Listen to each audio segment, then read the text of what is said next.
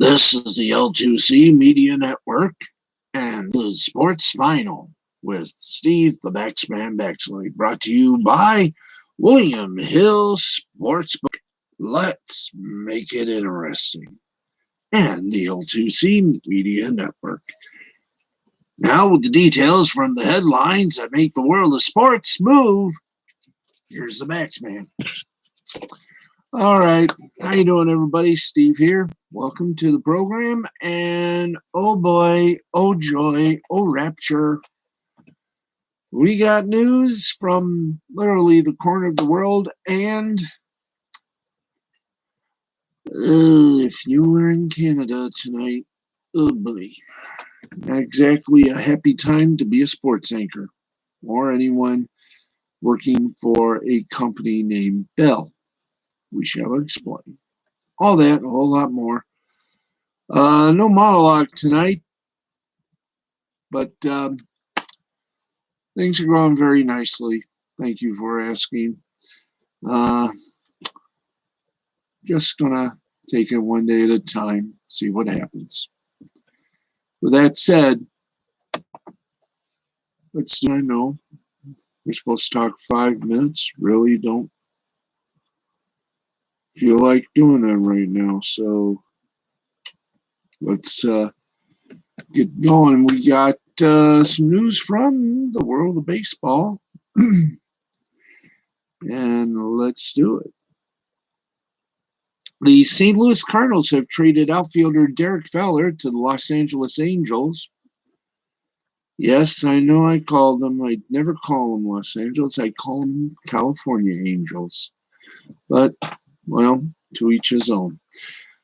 St. Louis return is a player to be named later or cash consideration. The first surface-level observation is that Fowler is reunited with Joe Maddon, the current Angels manager, who managed him during the 2015-2016 season with the Cubs. The 2016 season was the best of Fowler's career, and he was the catalyst of the offense, with Maddon famously telling him, "You go, we go." Fowler signed a 5-year, $82.5 million deal the following offseason with the Cardinals. There's just 1 year and $16.5 million left on the deal now. The Angels are getting $12.75 million from the Cardinals to cover most of Fowler's 2021 salary, according to the LA Times' Maria Torres.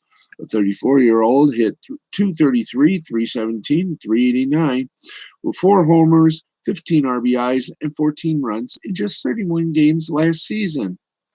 Now, the move alleviates some of the clogged-up outfield for the Cardinals, though it doesn't prevent them from adding someone else they feel they can find an upgrade in free agency. Dylan Carlson, Harrison Bader, and Tyler O'Neill appear to be the everyday outfielders for the Redbirds. Now, though, Tommy Edman could be used out there with Matt Carpenter sliding in at second. Justin Williams and Lane Thomas could also see some time. On the Angels' end, it looks like Fowler takes over in right field next to Mike Trout and left fielder Justin Upton. This allows them to get Joe Adell more seasoning in the minors before keeping him at the big league level after a tough rookie campaign. Now, should Maddon elect to leave Trout in the 3-hole with Anthony Rendon fourth, as he did down the stretch last season, it's possible he'll want to try Fowler back at the top as he did with the Cubs. If this is the case, David Fletcher is an excellent option in the 2-hole with its high contract and high average profile. Then there are the likes of Upton, Shohei Ohtani, and Albert Pujols to provide the power behind Rendon.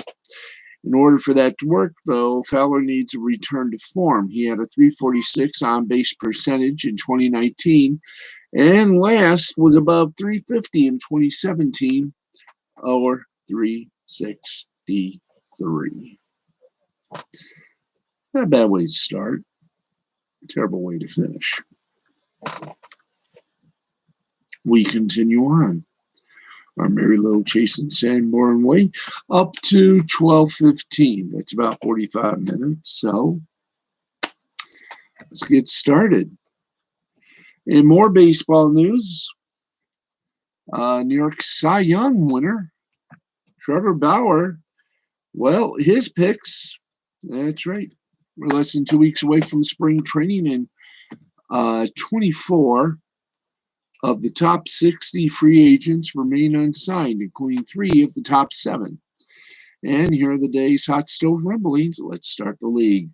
The Mets have been connected to top free agent starting pitcher Trevor Bauer all offseason, and it's possible things are coming to a head very soon. There is, of course, the virtual clock ticking before spring training starts in the last 2 weeks. There's also reporting around the situation that suggests this should be resolved soon. MLB Network's John Heyman reports that the Mets and Bauer are engaged in talks, and on the Mets side, they expect to hear an answer in the next 24 hours, more or less. WFAN New York reporter Evan Roberts says that the Mets offers for 3 years, $93 million, with an opt-out after 1 year and $37 million.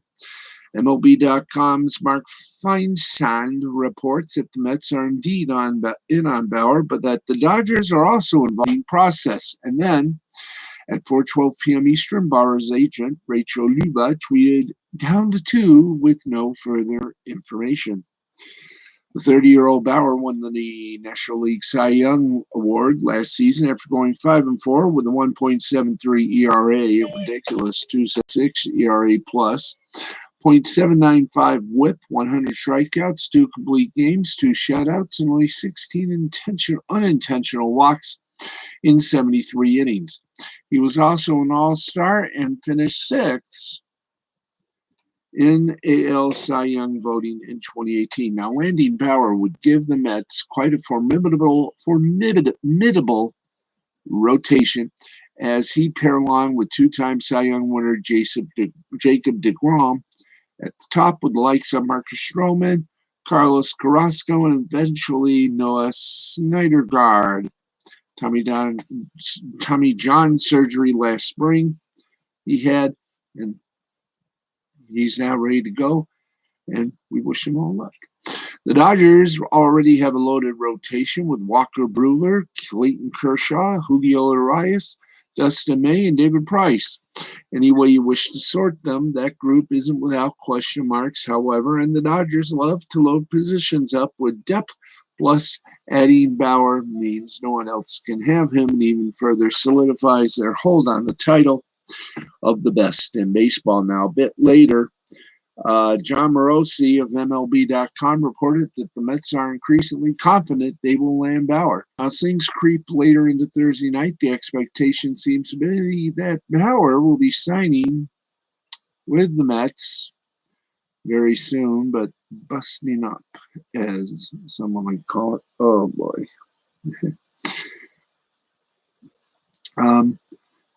The expectation, as we said, seems to be that Bauer will be signing with the Mets very soon, but things are fluid, and Bauer's agent stressed on Thursday night that the deal had not yet been finalized. Now, the Cardinals and Phillies are actively seeking free agents, starting pitchers, according to Mark Feinsand of Major League Baseball Network.com.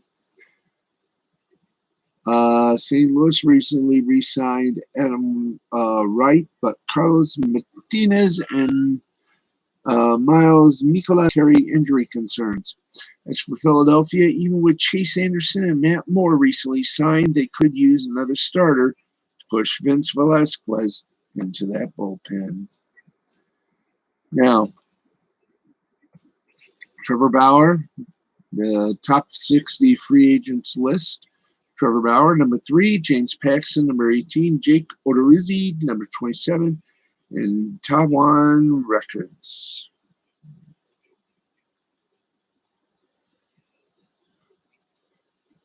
Ugh. A rare yawn.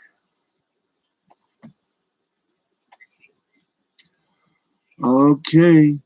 Now, the Blue Jays are still searching for rotation help and are considering free agents James Paxton and Taijuan Walker, reports Davis, Shia David, and Ben Nicholson Smith of Sportsnet. Anyway.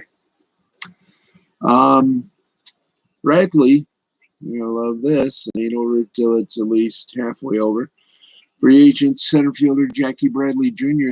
is seeking a significant contract, perhaps as long years, according to the New York Post. Mike Puma. Puma adds, it's hard to pinpoint where the Mets are in negotiations with Bradley and with the wow.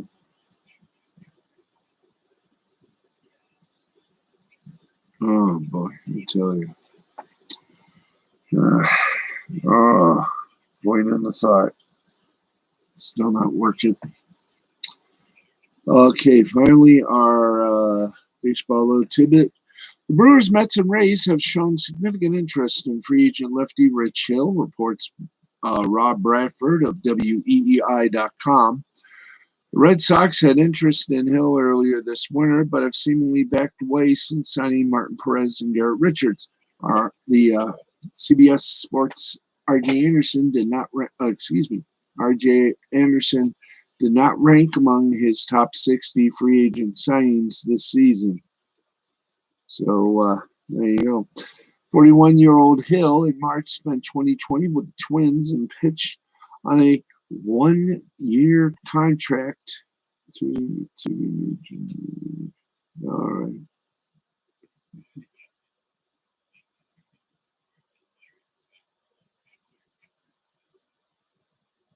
Anyway. Similar deal is in the cards this offseason, given his age and long injury history. Hill won't get you many innings, but the innings he gives you will be very good. A deal should be made sometime before spring training begins. Whoa.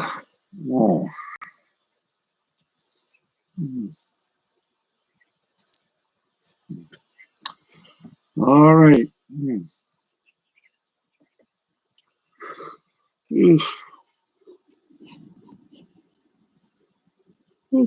Oh boy. All the ducks in a row, and let's see what the bond mots are showing up on our headline service. Okay, Ohio State takes down Iowa in the Big Ten shootout. Meanwhile, Michigan State doesn't know if it's coming or going, or anyway. Where am I here? Oh yeah. Okay, we're at 11:48. If you guys don't mind, I think we're just going to go for a scoreboard and some media things. Of course, shout out to everyone. And we are going to do that in a moment. Please stay tuned. We'll be back shortly.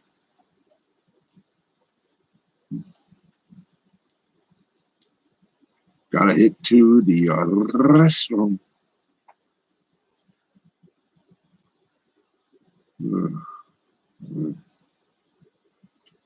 Yeah.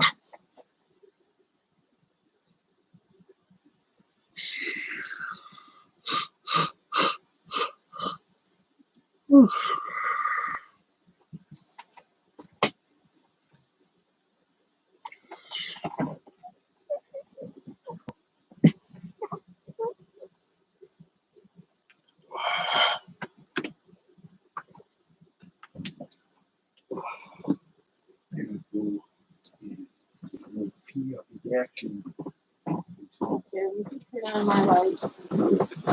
My lamp, not the big light, but my lamp. My room.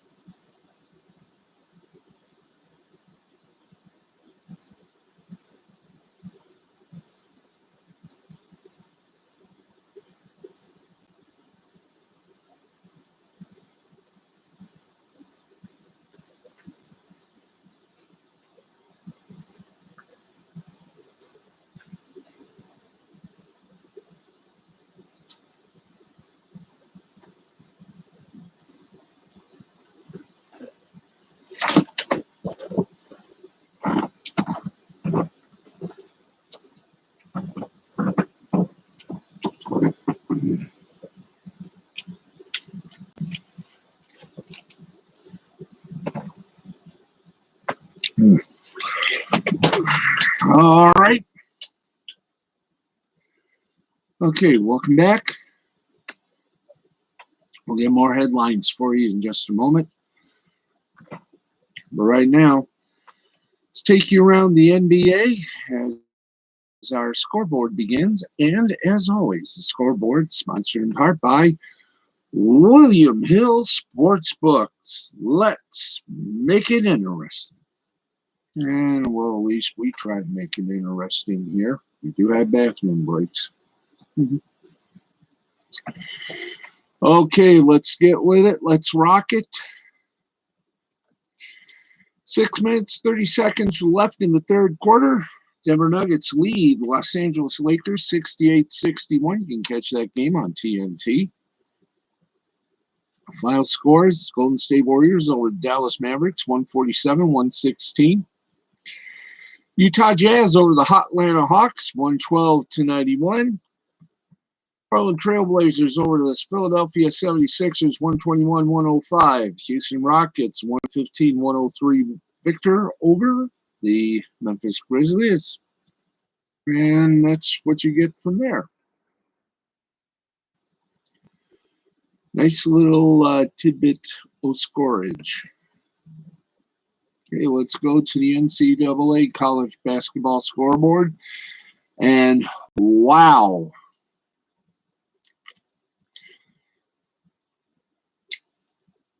Talk about a night of upsets. We had a couple of them, kids. You're going to love them. Maybe, maybe not. It all depends.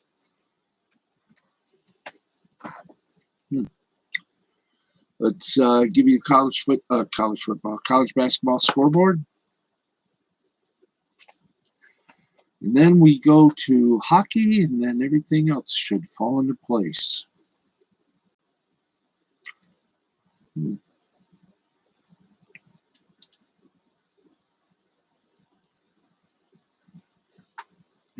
even more news. Haha. By the way, some of the headlines we're going to be looking at the NBA and the NBA or the National Basketball Players Association or Fidel, who says the NFL is not satisfied with minority hirings. What do we say about that? Duh.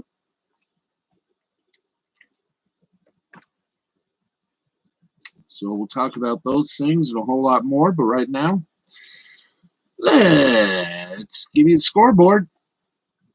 And yes, this also contains games that were postponed as well. So let's rock and roll, shall we? Hopefully we can give you a complete scoreboard, and we will. All right. Let's do it as the wind continues to raise Holy Hannah here in our palatial studios.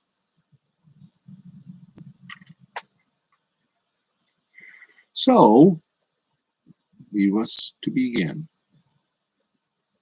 And as soon as they pop up, gee, don't you love it? We get to talk for a little bit more because our scoreboard don't pop up. Yeah.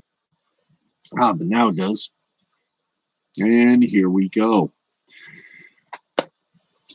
Number one ranked Gonzaga is going to keep that stranglehold on number one for a long time. They won their 18th in a row, defeating Pacific 76-58. And in a mild upset, Ohio State, 7th ranked, beat 8th ranked Iowa 89-85. The devil, you say? Yes, indeed. We say that with love and respect. And speaking of love and respect, we go from the men to the ladies and get to their scoreboard, as is our wont in life.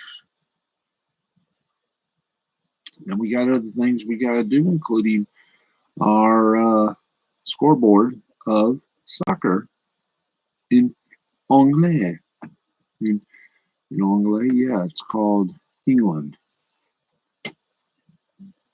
So here we go. We're also going to give you a preview tonight of what's coming up on Lost Bellini in the interwebs with Nick Mercado. Right now, if we have half a mo, let's do it, shall we? Well, that would be nice to do if we could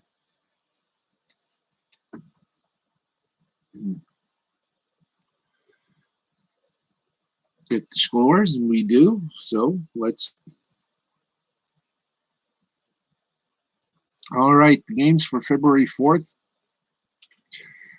Only a few of them were played, as the rest of the schedule. This is why we said Thursday night very light, because COVID-19 has certainly done a number on the college game for both men and women. We give you the scoreboard on that as well. So, as we await the presence of the ladies scoreboard, again sponsored by William Hill. I have to keep mentioning that because they're good people. Okay, scoreboard, we got it. Let's go to it. Number 1 ranked Louisville, a 97-68 winner over Boston College. Second ranked South Carolina, 77-58 winner over Auburn. 7th ranked Texas A&M, 54-41 winner over LSU. 8th ranked Baylor, an 83-50 winner over Kansas. 10th ranked Maryland, 84-48 winner over Wisconsin. 11th ranked Ohio State, 92-87 over Iowa. Ole Miss, a 72-60 winner over 15th ranked Kentucky. 16th ranked Arkansas, an 85-80 winner over Missouri. And 25th ranked Georgia bounced Alabama 83-76. The games postponed were Minnesota and 13th ranked Michigan, Rutgers and 17th ranked Indiana, 18th ranked Tennessee, and 24th ranked Mississippi State. And it was postponed, as was DePaul, 20th ranked team, and Seton Hall. There you go. Underestimated, but true. All right. Let's beat a Hestelatrit. Tell you right now, once again. Lakers 68, Denver 75, 3:55 left to play in third. And we go from the NBA, the hardwood, to the hard synthetic ice of the National Hockey League. And let's take you to all the scores. That's right. All the scores that we hit for you. All right. And everything's a final. In overtime, Nashville Predators over the Miami Panthers. Nashville Predators over the Florida Panthers, 6-5 in overtime. Forsberg for Nashville, 2 goals, 3 assists. Huberdeau for Florida, 3 goals, 2 assists. And Duchesne for Nashville, 2 goals. Toronto Maple Leafs beat up on the Vancouver Canucks 7-3. Spiza for Toronto with 3 goals. Matthews for Toronto, 2 goals. And Marner with 1 goal, 2 assists for Toronto. New York Rangers over the Washington Capitals 4-2. Strom for the Rangers, 2 goals. Shesterkin for the Rangers, 31 saves. And Panarin, 3 assists. All 3 New York Rangers. Columbus Blue Jackets beat the Dallas Stars 4-3. Bjorkstrand for Columbus, 1 goal, 1 assist. Roslovic for Columbus, 1 goal, 1 assist. And Atkinson for Columbus, 1 goal. Ottawa Senators beat a hasty retreat over the Montreal Canadiens 3-2. Stuetzel for Ottawa, 1 goal, 2 assists. Murray for Ottawa, 36 saves. And Danault for Montreal, 2 assists. Winnipeg Jets beat the Calgary Flames. Winnipeg Jets beat the Calgary Flames 4-1. Hellebuck for Winnipeg, 23 saves. Perreault for Winnipeg, 3 assists. And Appleton for Winnipeg, 2 goals. Arizona Coyotes beat the pants off St. Louis Blues 4-3. Garland for Arizona, 1 goal, 1 assist. Hoffman for St. Louis, 2 goals. And Arizona's Osterle got 2 assists. Linda Steele, Chicago Blackhawks beat the Colorado. There goes saying Colorado. The Carolina Hurricanes 6-4. We only have a report of 2 3-star selected. Kane for Chicago, 1 goal, 3 assists. Kubiak for Chicago, 1 goal, 2 assists. The games that were postponed: Devils and Penguins, Sabres and Islanders, Wild and Avalanche. And that's the name of that tune. Yes, indeed. We go from there to a brief but notable timeout as we bring you our usual inner broadcast plug. Otherwise known as we have to plug something on YouTube. And we all know what it is. And yes, friends, it is time to bring you at least a little levity in the world of insanity. That's right. You heard me. It's time to check and see if our friends from Rekieta Law have a big show coming up. And wow. That's all I got to say about tonight's show. Wow. Here's the reason we say wow. Is because it does not look like there will be a stream tonight.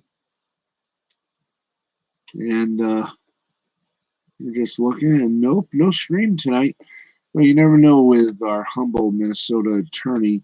You may see him pop up somewhere. So we'll just tell you that Lost Bleeding Interwebs with the humble Minnesota attorney, Nick Rekieta, and his guest. It's good play, it's good truths, and it's good for a soul.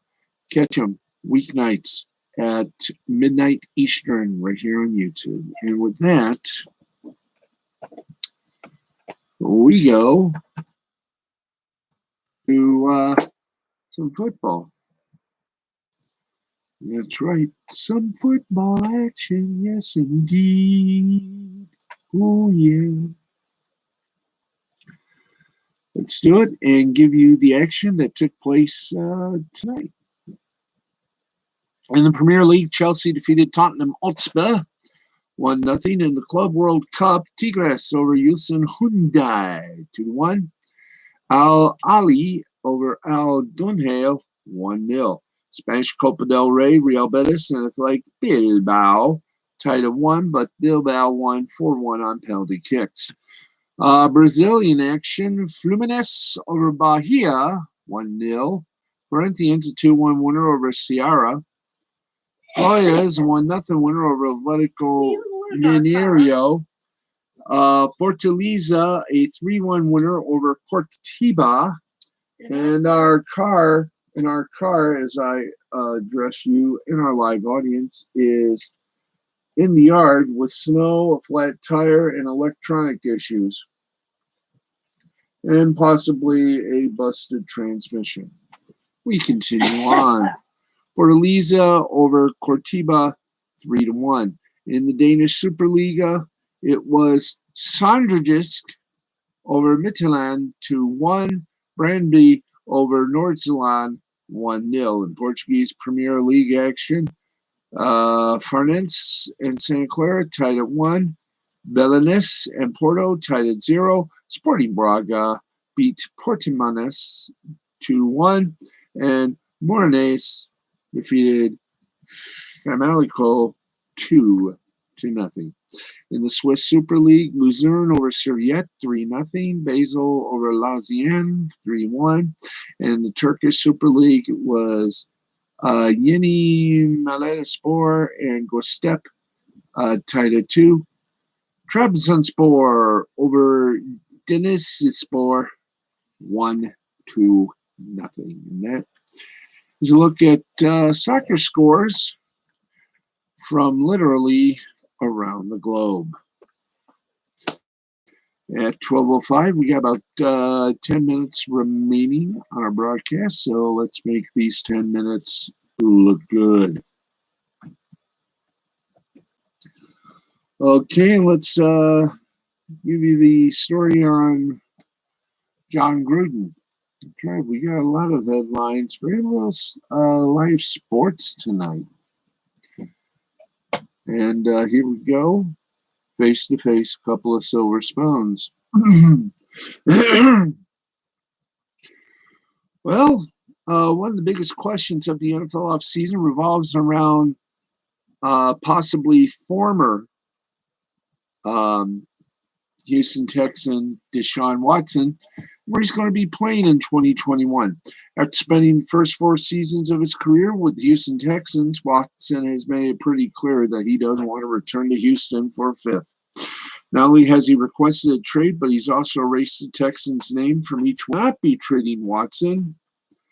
The fact of the matter is, he might not have a choice. If Watson does leave Houston, one intriguing landing spot could be in Vegas with the Raiders.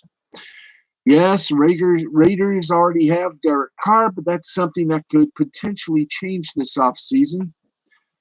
Talk about your interesting report from Las Vegas Review-Journal this week, as they suggested that quarterback-needy teams around the NFL might call the Raiders to try to acquire Carr. And if that happens, the Raiders could turn around and package the compensation from the Carr trade with more compensation in a potential deal for Watson. So could Watson actually end up in Vegas? And what can only be described as fortuitous timing, Gruden did an interview the day after the report from the Review-Journal came out. Raiders coach joined the Chris Collinsworth podcast with Richard Sherman this week and had some interesting things to say about Watson during a conversation that started with the 3 guys talking about the Matthew Stafford trade that sent Jared Goff and 2 firsts to Detroit. Gruden was asked what kind of compensation it might take to land Watson. Quote, that's a great question. I personally look at this like a fantasy world here. They have a new GM in Houston who comes from New England, and he just went through a year in which New England Tom Brady. I think he has plenty of good ideas now, and important Deshaun Watson is to the Texans. We'll just see how important he is. Basically, Gruden doesn't think the Texans will want to give up their franchise QB, and if for some reason they do, it's going to take an absurd amount of money for first-round draft picks to pry him home. One interesting thing about Gruden mentioning that it would take 7 first-round picks to land Watson is that the Review-Journal suggested that the Raiders might be willing to give up 4 if Vegas could get 2 first-rounders in a trade for Carr. They'd offer those 2 on top of 2 more first-rounders to try and land Watson. Now, despite the reported interest, Gruden continued to insist he thinks Watson will remain in Houston. Yeah, I wouldn't count on buying a car from whoever said that. Anyway, more to come. All right. Clemson has hired a legendary Tigers running back while the offensive end coughs up a little money. Here we go. One of Clemson's legends has moved to an on-field coaching role with the Tigers, and another longtime assistant is getting a big salary bump. The school announced Thursday the former running back C.J. Spiller will move to an assistant coach role as the running backs coach for the defending AFC champions, and the offensive coordinator Tony Elliott's salary will jump from $1.6 million to $2 million per game after getting a contract extension through 2026. Now, Spiller Rushed for 3,547 yards, 32 touchdowns in 4 seasons with the program from 2006 to 2009. He served as an unpaid consultant. Ernie last will and testimony. You think? That's right. Tony Elliott's salary, by the way, will jump from 1.6 mil to 2 mil after getting a contract extension through 2026. Wow. That is amazing. Anyway, we got to continue. We're going to talk about the Super Bowl and everything else. It's so super. Yes. Yeah. Pretty good. All righty. Here we go. All right. We've already got half of that. All right.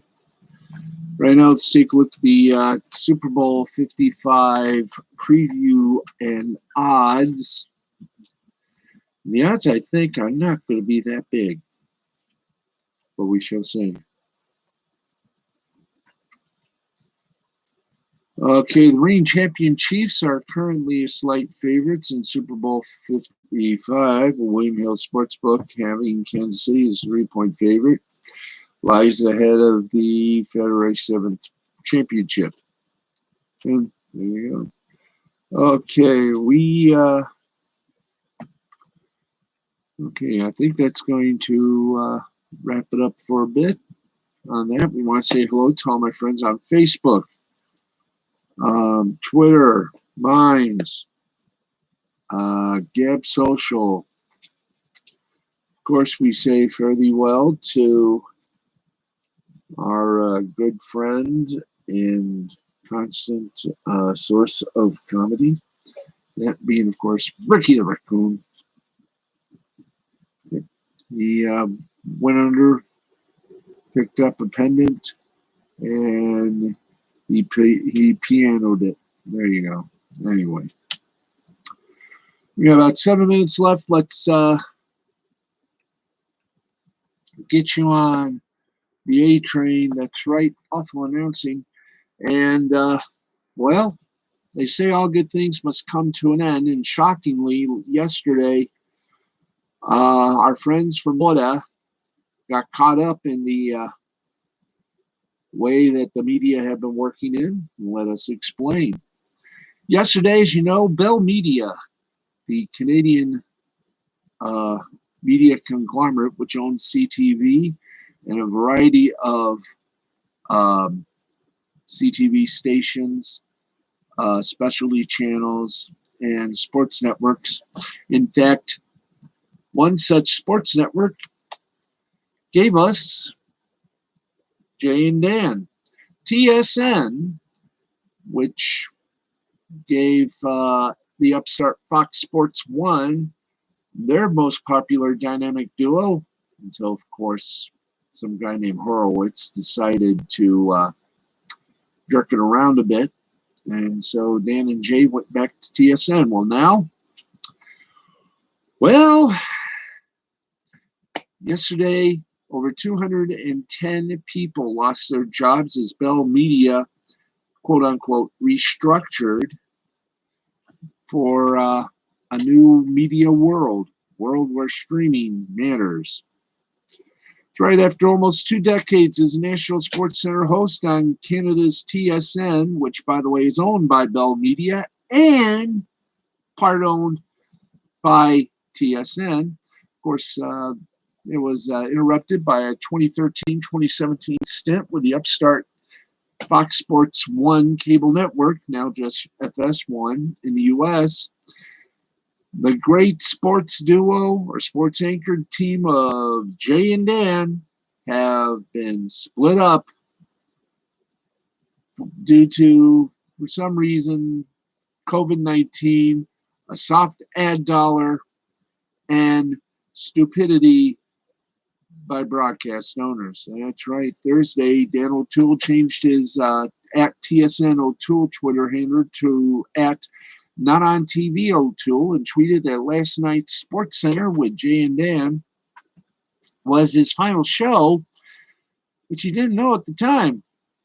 O'Toole tweeted, "And I know last night was my final show. I would have tried a little harder. Who am I kidding? I probably wouldn't have. It was a wild ride. If you got our show, then you laughed along with us. Thank you. Peace and love, and let's raise a glass together once COVID is over." O'Toole hosted the 1 a.m. Eastern Sports Center on TSN with his comedy colleague Jay Onrait from 2003 to 2013. Then the pair went on to Hollywood to be a part of the upstart Fox Sports 1 cable network, whose motto was the place for fun in sports. And they created a show called Fox Sports Live. The 2.0 version of that show was the closest to what they did in Canada, with the first version weighed down by an athlete panel and the third version shortened, moved away from highlights, and shifted to a sports-focused late-night show in a closet. But FS1, its various identity crises, eventually parted ways with Onrait and O'Toole in February 2017, leading to a short but funny span where O'Toole's Twitter handle was at O'Toole the Hobo.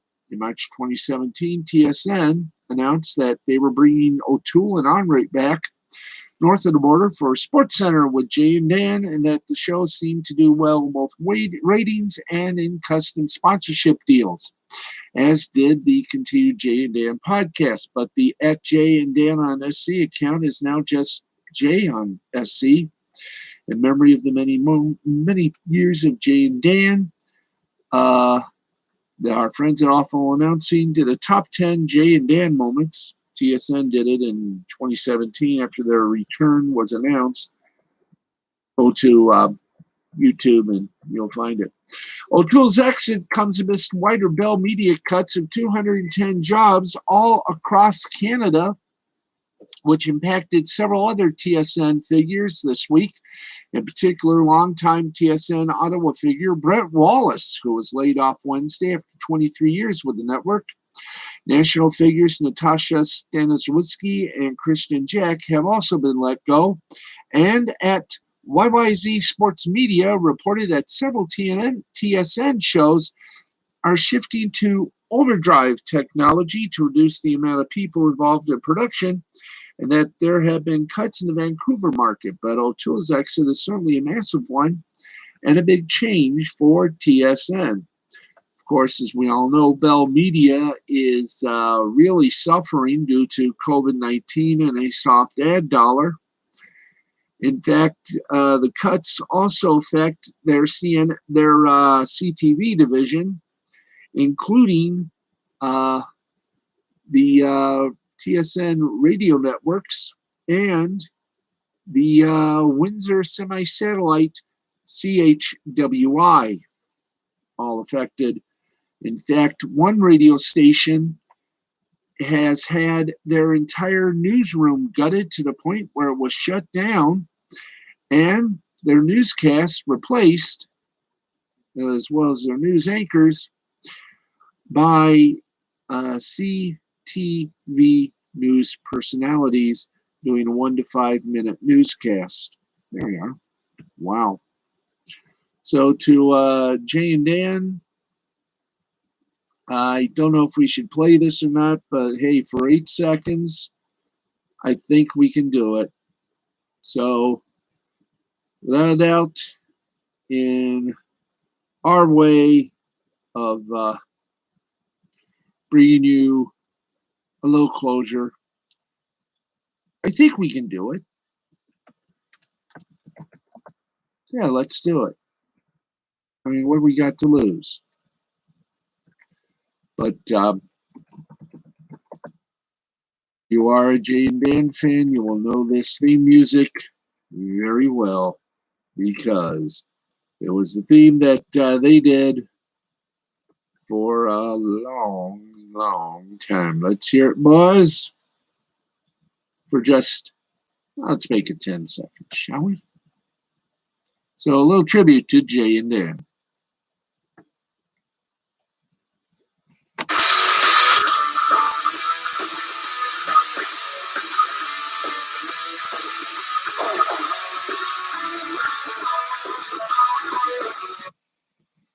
Okay, that is about 8 seconds, and there you go. Thank you very much. 8 seconds of free material.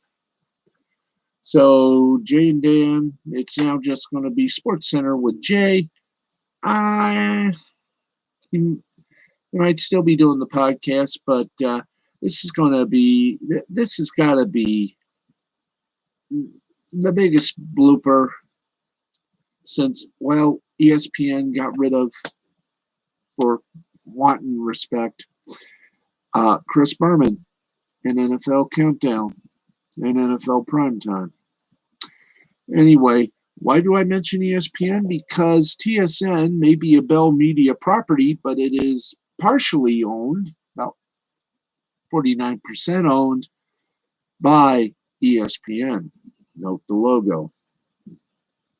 Anyway, let's go from that and get on the bus. It is time for us to give you the scoreboard and then get the eunuch out of here, because it's it's windy and we might fly away. But you never know. Anyway, what else do we have in the realm of media before we ankle ourselves? Or is that it for the media? That's it for the media. Let's go for the scoreboard now. See how great this is? We make a mistake, we admit it, and it turns out to be gravy. Anyway, let's finish this off with what we like to call the traditional scoreboard time. That's right, and let's do it with dignity. Right. In the EuroLeague, Anadolu Elves defeated Barcelona 88-86. In overtime, Valencia defeated CSKA Moscow 105-103. Italy in Liga A, it was Varese by 2 over Brindisi 76-74. Hockey, Swedish style. In overtime, Leksands over Vaxjo 3-2. Skellefteå over Djurgårdens 4-1. HV 71 over Rogel 7-6. Frölunda over Örebro. Hey, Örebro, man. 6-3. Malmo over Linköpings 3-2. In overtime, it was Farjestad over Oskarshamn 3-2, and Luleå over Vinens 3-1. And in Czech Republic, only one game, Liberec over Montfield 3-1. And for want of a better word, for want of a better little bit of insanity, that is it. We have done hit the lamp. And with about 40 seconds left, gotta say we're back tomorrow night, 11:35 p.m. Eastern Time. No sports on the late shift, so we're going to be on at the regular time. We hope you'll tune in, enjoying the fun. And for now, for all of us here at Sports Final, I'm Steve the Baxman Baxley saying thank you for tuning in. Sports Final was presented by William Hill Sportsbook. Let's make it interesting. And by the L2C Media Network. Let's make it funny. And we'll see you tomorrow night. I'm Steve the Baxman Baxley. For everyone, including Uno, the Mouse Assassin, have a great evening, have a great morning, have a great beginning of your weekend. Bye for now.